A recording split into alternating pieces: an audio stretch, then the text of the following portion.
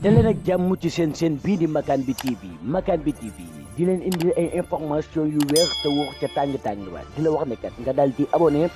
bés cloche de notification bi pour vidéo bu dugal rek ngeen mën cee jot. gannaaw nuyoo beeg siyaar bi ñu jaajëfal leen baax ci ànd bi ngeen ànd ak seen bii di Makane bi TV wéy leen di abonné te ngeen di activé bi waaye bu leen fàtte di aimé vidéo yi bu baax te di ko partagé. ñu ñëw ak yéen wax si li nga xamante ni moo di xibaar yi si tënkum xibaar yi nga xamante ni moo di Idrissa Seck Ndamal Kajoor borom maay chef de l'opposition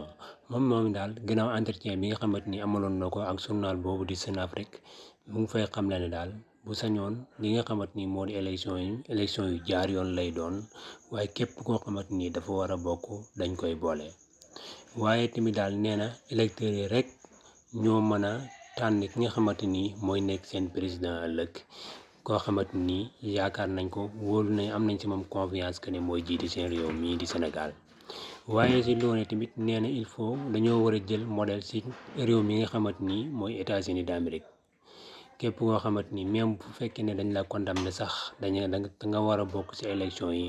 dañoo war a fexe ba nga bokk pour mën a am sa àq ak sa yelleef mu nekk kàddu yoo xamante ni kii di Ndamal Kajoor moo ko yëkkati.